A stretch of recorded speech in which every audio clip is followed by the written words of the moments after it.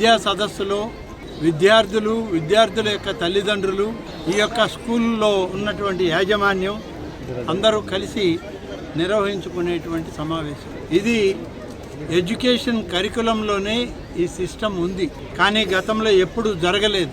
మొట్టమొదటిసారి దీనికి ఒక గుర్తింపునిచ్చి పెద్ద ఎత్తున ఈ రాష్ట్రంలో ఉన్నటువంటి అన్ని స్కూల్స్లో కూడా ఈ మెగా పీటీఎం కార్యక్రమం నిర్వహించాలని చెప్పి గౌరవ విద్యాశాఖ మంత్రి గారైనటువంటి మా సోదరులు శ్రీ నారా లోకేష్ గారి కార్యక్రమాన్ని రూపొందిస్తే గౌరవ ముఖ్యమంత్రి శ్రీ నారా చంద్రబాబు నాయుడు గారు ఈ యొక్క కార్యక్రమాన్ని రాష్ట్ర వ్యాప్తంగా చేయాలి అని చెప్పి ప్రజాప్రతినిధులైనటువంటి మాకు అధికారులకి ఆదేశాలు ఇచ్చి రాష్ట్ర ప్రభుత్వం తరఫున ఈ మెగా కార్యక్రమాన్ని చేపట్టడం జరిగింది.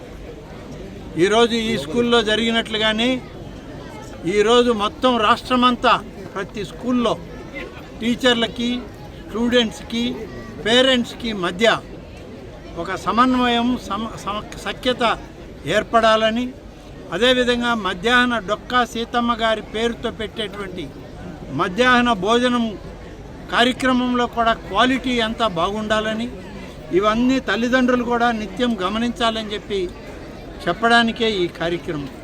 దీనిలో క్రీడల పట్ల, అలాగే విద్యార్థుల యొక్క విద్య పట్ల తల్లిదండ్రుల యొక్క భావాలని, మనోభావాలని తెలుసుకొని విద్యా సంస్థలు పనిచేయాలి, ప్రభుత్వ విద్యా సంస్థలు పనిచేయాలని చెప్పి కోరుకుంటూ ఉన్నారు. వారి ఆలోచన మేరకు ఈరోజు ఈ కార్యక్రమం రాష్ట్ర వ్యాప్తమైంది.